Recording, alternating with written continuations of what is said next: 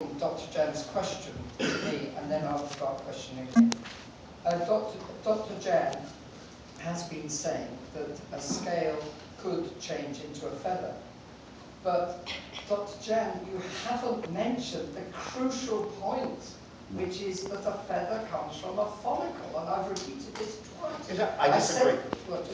I said it in the first talk.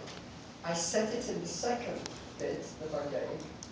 Now you're beginning to address it. Would you like to address it? I would love to. If you look at a bird's body as it develops in an embryo, it develops one type of embryologic bud that will either develop into a scale or a feather, but one or the other. And you cannot distinguish, if you've ever seen, and I apologize, I meant to bring a picture in. If you look at, say, a picture of a chicken, you cannot distinguish between the follicles which will develop into feathers versus those which develop into scales.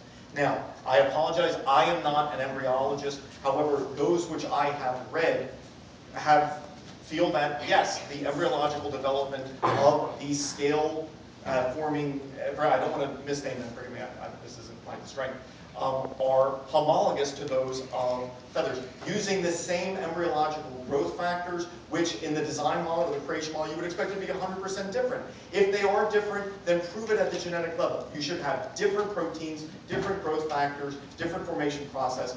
Those who have studied it say that it is the same. Now, forgive me, I don't want this to come off as rude. If you were describing something in thermodynamics or designing an airplane, I would not teach otherwise. I would not say, me who knows absolutely nothing, I'm going to suppose that I can criticize your airplane design. However, I recommend everyone in this audience, you are at a college with access to college databases where scientific research is published. Read those who study feather follicles. That's going to get a very long answer. But I feel that if you read this on your own, those who study the development of feathers will not be consistent with you, who, in all respect, you've answered the question by saying that you maintain that the feather is coming from a different point, sorry, coming from the same point you're maintaining as a scale. I would beg to differ. It is not, and the evidence in the paper in Nature, which I quoted, says that it doesn't. And I would refer I've read many papers, and I encourage you to read them. I feel that those who study them describe it differently from you. In all respect, this isn't your field. I beg to differ on that as well. It is very much my field. Flight. You have studied the embryology of chicken, of feathers, and studied the at this point, the questions are coming to Dr. McIntosh. I'm sorry. I agree that I am speaking as an aeronautical engineer, but that does not mean that I can't comment on the nature of the actual physics of the material which we're looking at, which flies. And that's all I'm asking, is that where does it come from? Okay, we have a disagreement on that.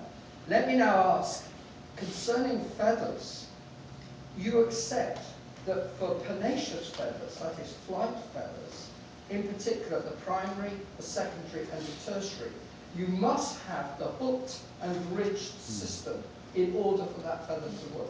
No, absolutely not. On what basis present they work? Because they are present in dinosaurs which don't have asymmetrical feathers, which could not fly. Whatever the function of flight feathers first was, it was present in dinosaurs which could not fly. So whether it functioned in display, which means it could look like anything. No, I said pennaceous feathers, feathers which are for flight.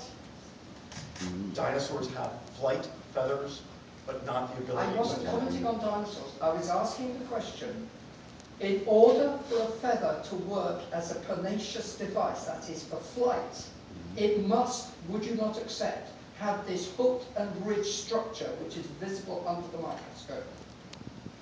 I don't know.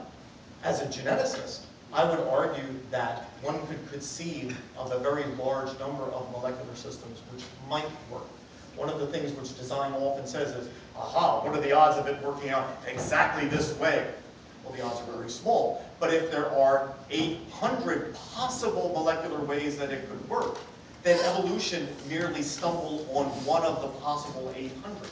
And so, no, as a geneticist, I don't feel that those are the only ones. You can see why, can I just say this as a comment, if I may, Mr. Chairman? Your final comment then. Okay, well I'm going to make a final comment based on what we just discussed.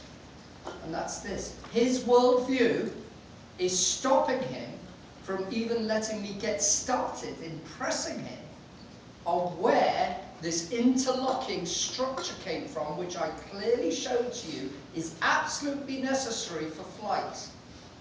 And he hasn't got a clue, to be frank, as to where it came from, because his worldview is dominating his thinking. Actually, that's at the bottom of this debate. It's not about Edwards. It's about a worldview, which he maintains is true. Obviously, I maintain a creation position.